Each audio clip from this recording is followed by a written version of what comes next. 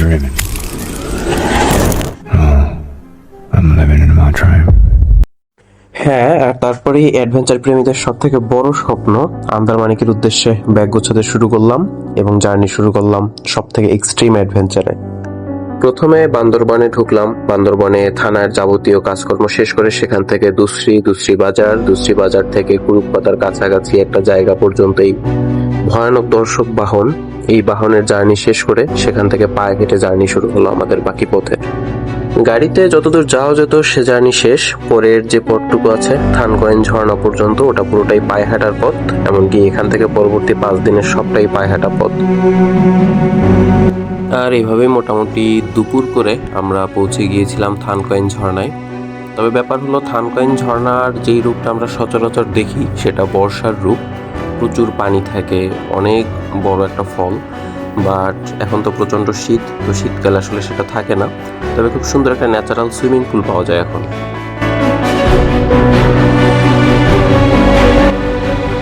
থানকয়েন ঝর্ণার পরে এবারে পরবর্তী গন্তব্য আমাদের পালংখিয়াং ঝর্ণা। এটা থানকয়েন থেকে আরো একটু উঁচুতে। তো আমরা এখন আফিলে উঠতেছি। পাহাড়ে উপরের দিকে ওঠাটাই সবচেয়ে কষ্টের। যাওয়ার আগে একটা পাহাড় পাড়ি দিতে হয়। তো এই পাহাড়টার চূড়ায় উঠতে সব থেকে বেশি কষ্ট। তো অনেক কষ্টে পাহাড়ের চূড়ায় উঠে গেছি। এখন যদিও বাজে প্রায় 4:30। এখন যাচ্ছি পালংখিয়াং এর উদ্দেশ্যে। ওখানে পৌঁছলে গোসল করে ফ্রেশ হয়ে ওখানেই ক্যাম্প করবো আজকের জন্য। এই ঝিরি ধরে আর ঘন্টা খানেক গেলেই পালংখিয়াং ঝর্ণা। তবে অলরেডি সন্ধ্যা হয়ে গেছে, মানে এই 1 ঘন্টা আমাদের অন্ধকারে লাইট ধরেই হাঁটতে হচ্ছে। পালংখিয়াং ঝর্ণা পৌঁছাতে আসলে অনেক রাত হয়ে গিয়েছে, যার কারণে আজকে আর ঝর্ণা দেখা বা কিছুই হচ্ছে না। কোনোভাবে অল্প কিছু খাবার খেয়ে ঘুমিয়ে যাচ্ছি কালকের প্রস্তুতির জন্য। শুভ সকাল পালংখিয়াং ঝর্ণা থেকে। চিতকুটে 1 কাপ চা এবং শুষ্ক কিছু বিস্কিট, এটাই যেন অমৃত লাগছে। রেডি হচ্ছে সকালের খাবার এদিকে। আমরা গতকাল ছিলাম এখানে পালংখিয়াং ঝর্ণার পাশেই। এখানে কোনো পাহাড়ি পাড়া নেই, তবে সাময়িকভাবে থাকার জন্য পাহাড়িদের কিছু ব্যবস্থা আছে, সেখানেই ছিলাম। আজকে আমরা অন্য একটা পাড়ার উদ্দেশ্যে যাব, নাম মাইখং পাড়া।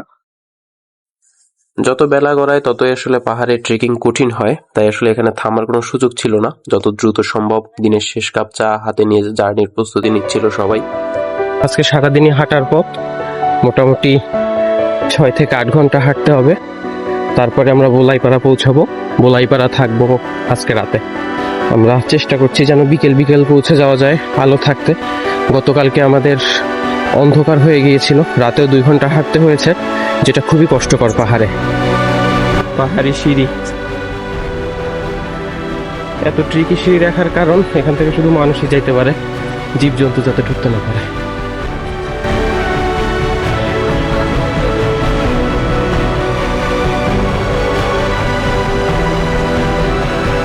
আপনার ক্লান্ত লাগতেছে নাকি?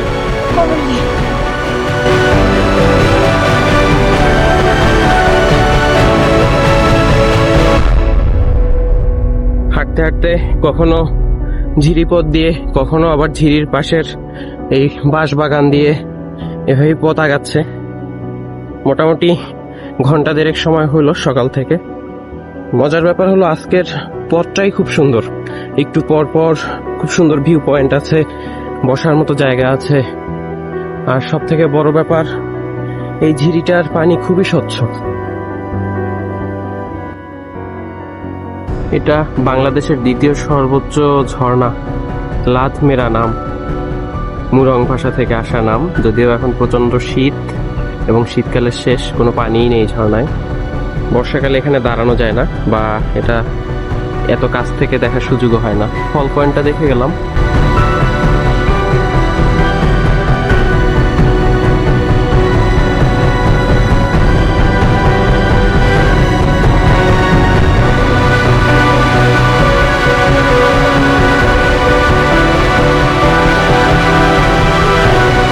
কেমন আছেন?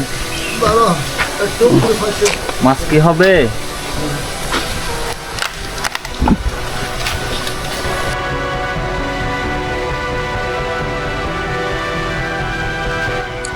আমরা অনেকেই বিভিন্ন খুমে ঘুরতে পছন্দ করি, যেমন নাফা খুম, মমিয়া খুম, সাতভাই খুম, ভেলা খুম ইত্যাদি। তবে মজার ব্যাপার, বান্দরবানের আনাচে কানাচে এমন অজস্র খুম ছড়িয়ে ছিটিয়ে আছে যেগুলোর সম্পর্কে হয়তো আমরা জানিই না।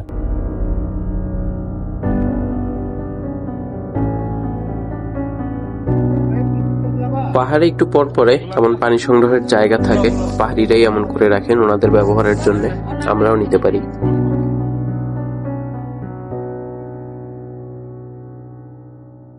এটা একটা বিশাল কাজু বাদামের ক্ষেত।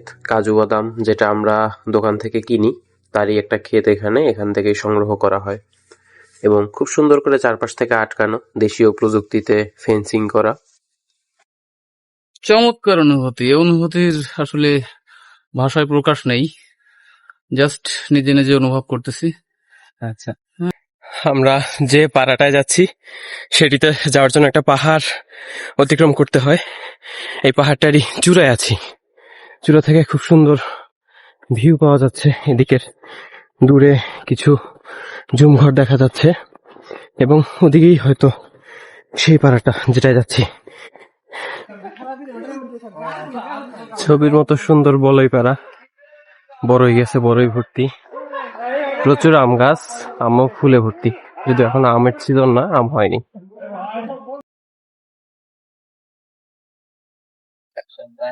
ঠিক আছে সময় পেলে সমস্যা নেই, আমরা সারাদিন থাকবো তোমাদের সাথে আজকে। হাই, হ্যাঁ, কি নাম তোমার? পামরং। আমরং। আমার নাম ইর্তিজা। হ্যাঁ। ইর্তিজা, দেখা হবে বিকালে। হাই, তোমার কি নাম? আমার নাম মেঘরেশ। আর তোমার নাম? তোমার নাম? আমার নাম বিষ্ণু। আচ্ছা, আমার নাম ইর্তিজা। ইর্তিজা। হ্যালো, দ্বিতীয় দিনের ডেস্টিনেশনে ওয়েলকাম। ওই যে আরো আসছে।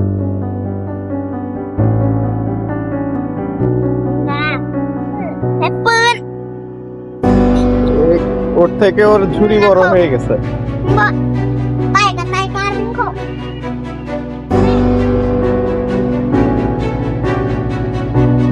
পাড়ায় পৌঁছানোর পরে আসলে প্রাথমিকভাবে ক্ষুধা নিবারণের জন্য মুড়ি ছাড়া তেমন কিছুই নাই, তো সেটাই চলতেছে।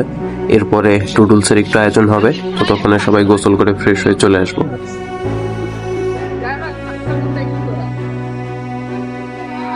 বলাইপাড়া তুলনামূলক পাহাড়ের অনেকটা উপরে হওয়ায় এখানের ঝিরি ততটা প্রশস্ত না, তবে মোটামুটি পানি পাওয়া যাচ্ছে, এই স্বস্তির ব্যাপার। তো আপাতত এখানেই গোসল সেরে নিতে হচ্ছে সবার। এরপরে আমরা অবশ্য রাতে এখানে মাছও ধরেছিলাম, মাছ, চিংড়ি, বিভিন্ন পুঁটি সহ অন্যান্য অনেক ঝিরির মাছ। এগুলো খুব বড় মাছ পাওয়া যায় না, তবে ছোট যেগুলোই পাওয়া যায় এগুলো খুব টেস্টি হয়, যেহেতু খুব ন্যাচারাল। পরিমাণে খুব বেশি না হলেও একটা স্ন্যাক্সের ব্যবস্থা হয়ে গিয়েছিল এবং রাতে আমাদের খুব ভালো একটা পাস টাইম হয়েছিল এটা। তবে পাহাড়ের বেস্ট পার্ট পাহাড়ের পূর্ণিমা, সেটি মনে করিয়ে দিয়েছিল রাতে। শুভ সকাল সবাইকে। বান্দরবানে আমাদের তৃতীয় দিন আজকে। আমরা আছি বলাইপাড়াতে। আজকে মূলত আমরা জার্নি করব আন্দারমানিকের উদ্দেশ্যে। নিঃসন্দেহে এই শীতকালের সব থেকে শীতলতম দিনটি পার করলাম। প্রচন্ড ঠান্ডা, আগুনে একমাত্র ভরসা এখানে। আমাদের সকালের নাস্তা খিচুড়ি এবং ডিম। মোটামুটি 25 জনের টিম নিয়ে রওনা করে এখন 10 জন যাচ্ছি মাইকোপাড়ার উদ্দেশ্যে। ওখান থেকে ও কমবে কিনা জানি না। মোটামুটি সকাল 8টা পার হচ্ছে, আমরা মাইকোপাড়ার উদ্দেশ্যে যাচ্ছি। মাইকোপাড়ায় থাকবো না, ওখানে টাচ করে পরদিন আমরা ওখান থেকে চলে যাব আজকেই একদম আন্দারমানিকে। ওখান থেকে আবার রাতে থাকবো এবং পরদিন সকালে আন্দারমানিক ঝিরিটা কাভার করে চলে আসব। সব মিলিয়ে আজকে প্রায় 10 ঘন্টার ট্রেক।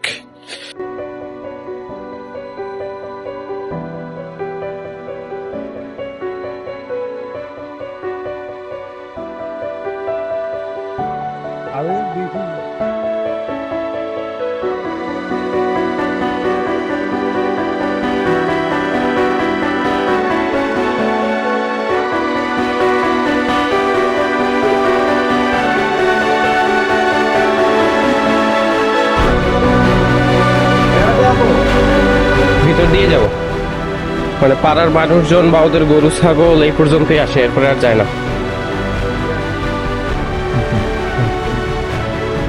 মানে ওরাও ওদের রসদ সংগ্রহের জন্য এই পর্যন্ত আসে আর কি, আমরা ওই সীমাও পার করতেছি। ইঞ্জিনিয়ার সাহেব উঠে যান, ভিতরে ঢুকে যাবো। ঢুকতে পারবেন? হ্যাঁ ভাই, একটু ব্যাক করেন।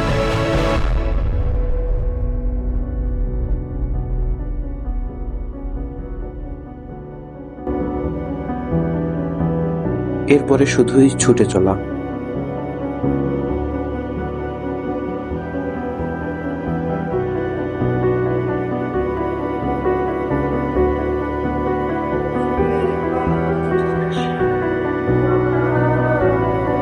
মায়াবী শাইনপ্রা ঝিরি।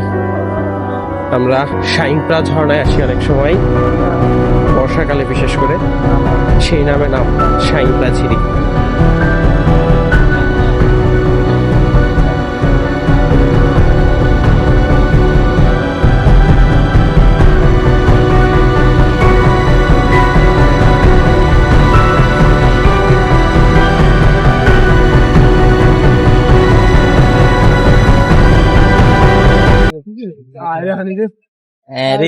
হৃদয় আসছিল, মুক্তা চলে এসে, মুক্তার ফ্রেন্ড চলে এসে। 3 দিন পরে নেটওয়ার্ক পাইছে সবাই, যাদের শুধু ফ্যামিলি তাদের কথা বলা অনেক আগেই শেষ, আর যাদের এক্সটেন্ডেড ফ্যামিলি তারা এই যে চলতিছে মুখ লুকায় লুকায়। কল দেবো, কলে আসি বলে 5-6 দিনের ট্রিপে একদিনের জন্য, এই 1 ঘন্টার জন্য নেটওয়ার্ক পাওয়া যায়।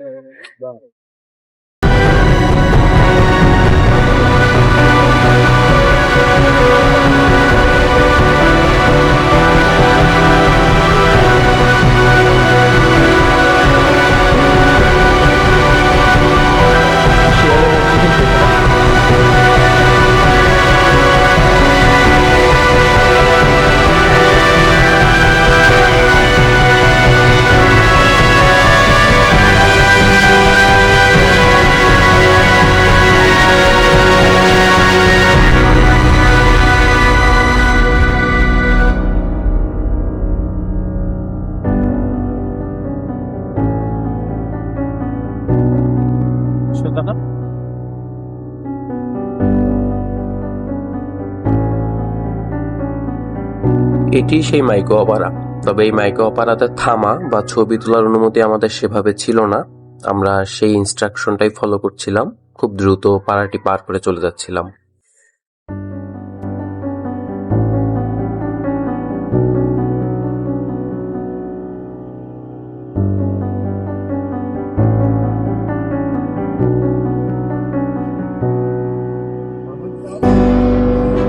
বিখ্যাত মোদক রেঞ্জ।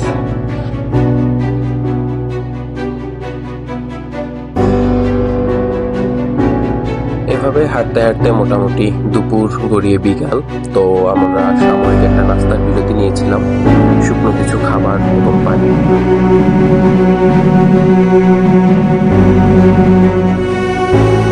ওকে দাদা,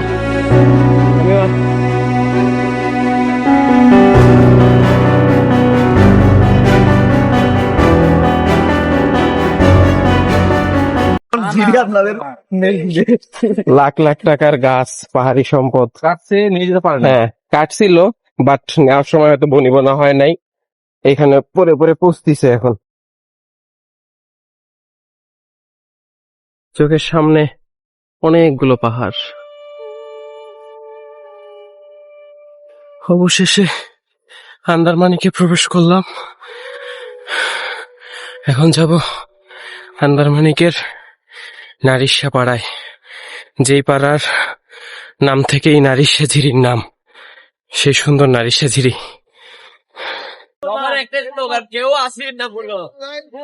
আমরা এখন কোথায়?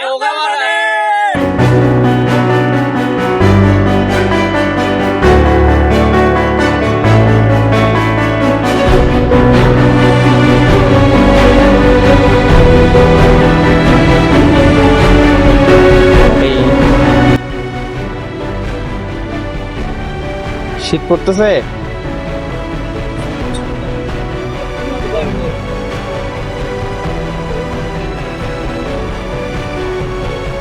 অবশেষে প্রায় সন্ধ্যা করে আমরা পৌঁছে গেলাম আমাদের অ্যাকোমোডেশনে। বর্তমানে আছি বাংলাদেশের সব থেকে এক্সট্রিম ট্রেইল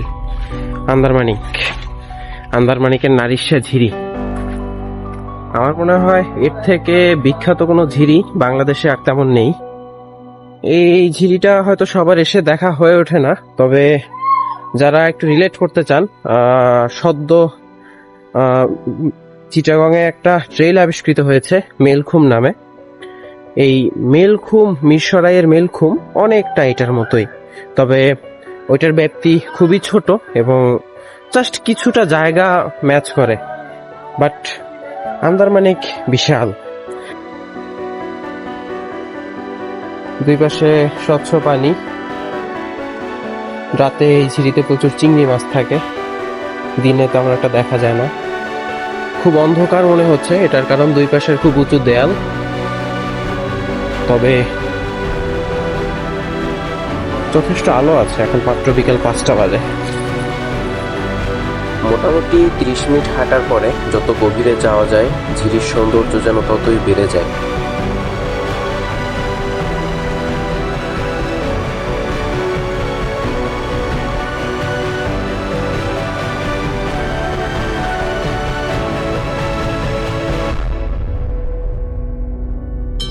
বাংলাদেশের সবথেকে দুর্গম এবং রহস্যময় পাড়া নারিশা পাড়া আন্দারমানিক থেকে সবাইকে শুভ সকাল। মোটামুটি সকাল 6টা বাজে, তবে পাহাড়ের সবাই এখন জাগ্রত। চারপাশের তাপমাত্রা যথেষ্ট কম এবং পাহাড়ের একটা উপত্যকায় পাড়াটি হওয়ায় এখানে টেম্পারেচার আরও অনেক বেশি কম। একদম হাড় জমানো এই ঠান্ডায় আগুনই একমাত্র ভরসা, তাই পাহাড়ের সব মানুষজন এবং আমরা যারা আছি সবাই আগুনের কাছাকাছি অবস্থান করছিলাম। এমনকি এখানকার পোষা প্রাণী এবং গৃহপালিত পশু পাখিরাও একই কাজ করছিল।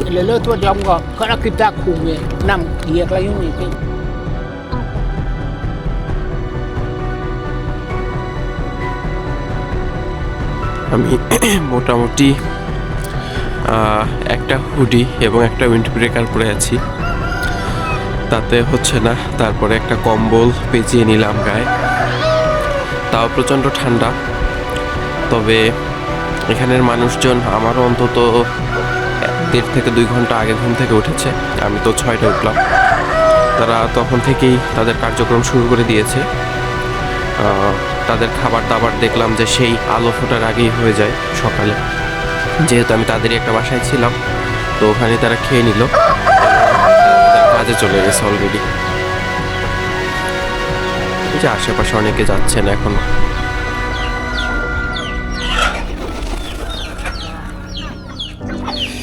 আর সাথে আছে চিকি।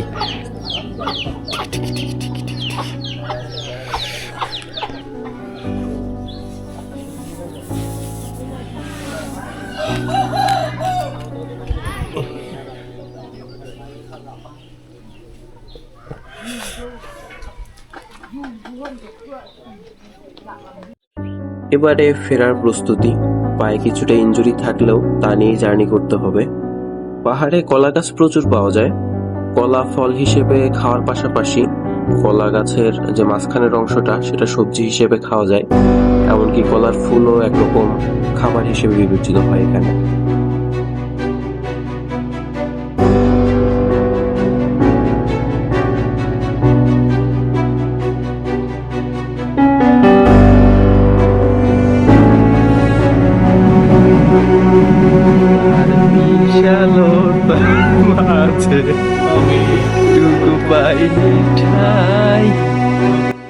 মোটামুটি অনেকক্ষণ হাঁটার পরে আমরা এরকম একটা বসার জায়গা পেয়ে আমাদের সাময়িক খাবার দাবার সেরে নিচ্ছিলাম।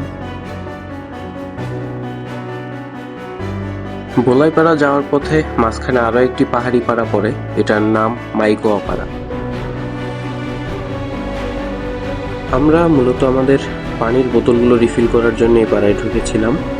তবে অনেকে এই পাড়ায় থাকেনও, সেক্ষেত্রে তাদের ট্রেকিংটা আরো একটু সহজ হয়ে যায়।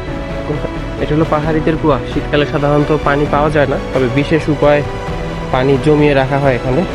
এগুলো খাবার পানি। এই যে আমাদের এক ভাই সংগ্রহ করতেছেন। উপরে আখ ছাউনি দেওয়া আছে যাতে ময়লা না পড়ে। বিশাল গাছ, শতবর্ষী গাছ বলে এগুলোকে। মাইকো পারার পরে যার পরেই করবে নুডলস পানি চলছে ঠান্ডা করে দিবে এই ভিউতে। ঢোকার গেটে সবাই আটকা পড়ছে, কয়ালের অ্যাটাক।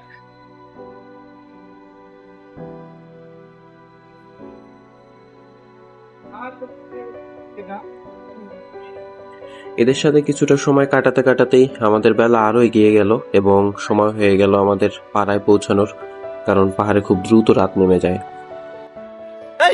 বলাইপাড়াতে পৌঁছতে পৌঁছতে আমাদের মোটামুটি সন্ধ্যা হয়ে যায়। তবে পৌঁছে দেখি এখানে আমাদের আয়োজনে একটা পাহাড়ি ছাগলের আয়োজন করা হয়েছে এবং এই উৎসব মুখর পরিবেশ দেখে এবং কয়েকদিন পরে একটু ভালো খাবার দাবারের আয়োজন দেখে আমাদের আসলে সমস্ত ক্লান্তি চলে গিয়েছিল।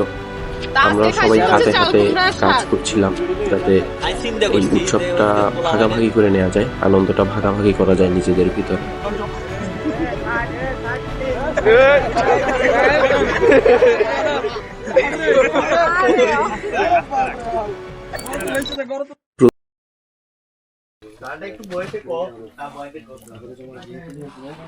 আজকে বলাইপাড়ার শেষ খাওয়া খাচ্ছি, একটু খারাপ লাগতেছে, একটু পর চলে যাবো জন্য, বাট দিন শেষে অনেক স্মৃতি নিয়ে যাব আর কি। অনেক সেভিংস ব্যয় করলাম, যা ছিল সবই গেছে। পাশাপাশি ছুটি যা নেওয়া যায় তো আগামী 2 থেকে 3 মাস ঈদের আগ পর্যন্ত সবটাই ব্যয় করলাম এবং যতটা এনার্জি ছিল তাও সব ব্যয় করলাম। বাট মনে হচ্ছে না যে কিছু হারিয়েছি, মনে হচ্ছে যে আরো কিছু নিয়ে যাবো এখান থেকে। চাটনি দিয়ে খেতে সেই স্বাদ। কে নিয়ে দিচ্ছে ভাইয়া? গিয়াস ভাই আর কিছু বলবো খিচুড়ি না। শেষের পথে গিয়াস ভাই যে জিনিসটা করলো এটা সারা জীবন মনে থাকবে। তোমরা মিয়া সিটিং মিয়া লোক, এই যে কোনো চাটনি নেই কিছু নেই মিয়া বলি দিমু ওই চাটনি লাগলে নিয়েন ভাই, চাটনি আছে ভাই নেন ভাই, চাটনি অনেক আগে খিচুড়ি শেষ করে ফেলছি। তারপর গ্যাস বসে আমার একটু গভীর সম্পর্ক থাকার কারণে আমি আরেকটা পেয়ে গেছি। এই হলো কথা। সর্বশেষ ইন্টারভিউ চাটনি। চাটনি বেস্ট।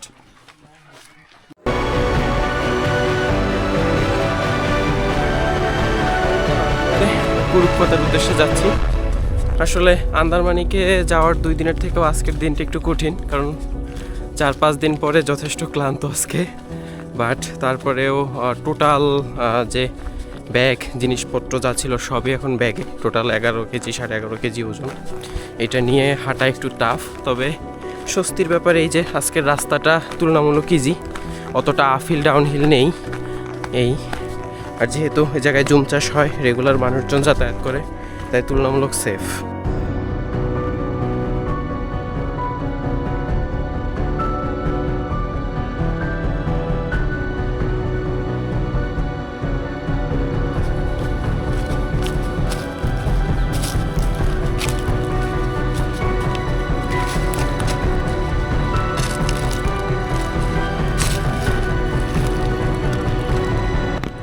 এখন যেটা আছি এটাকে রিজার্ভ ফরেস্ট বলে আর কি। আর এখান থেকে মোটামুটি ওই বলাইপাড়া থেকে লাগে তোমার 4 ঘন্টার মতো। তো আমি তো 2 ঘন্টা অলরেডি হেঁটে ফেলছি, তো ধরা যায় আর হয়তো কত 1.5 থেকে 2 ঘন্টা লাগবে। কোন পাড়ায় যাবেন দাদা? আচ্ছা, আলনুল বানাই দিছে জয়নাল আর আইনুল। আমাদের আয়নাল ভাই, উনি চট্টগ্রামের খুব বিখ্যাত নেতা, কিন্তু পাহাড়ে আইসা সে ম্যাও হয়ে গেছে। সকাল থেকে সন্ধ্যা পর্যন্ত হাটে আর ললিপপ চষে। আমাকে খুঁজতেছেন? ওকে দাঁড়ান দেখি কোন পাশে ভালো আসে। হ্যাঁ, এই পাশে আসেন। খুব কষ্ট দাদা, খুব মজা দাদা, খুব মজা, খুব চিল হচ্ছে পাহাড়ে। খুব মজা করতেছি আজকে আমরা। অনেক মজা, শুধু হাঁটতেছি আর হাঁটতেছি। শুধু হাঁটতেছি আর হাঁটতেছি। দাদা আর কয় মিনিট বাকি? 5 মিনিট আর 5 মিনিট।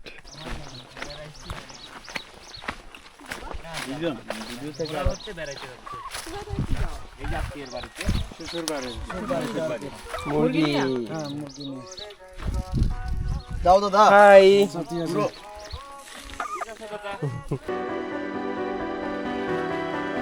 এই ট্রিপের সব থেকে বড় প্রশ্ন যেটা থাকে সবার, সেটা হলো এখানে আসলে অনুমতিটা কিভাবে পাওয়া যায়। সত্যি কথা বলতে এখানে আসলে কোনো অনুমতি আপনি পাবেন না বাংলাদেশ সরকার থেকে বা আইন শৃঙ্খলা রক্ষাকারী বাহিনী থেকে, কঠোরভাবে নিষিদ্ধ, আপনাকে লুকিয়েই যেতে হবে।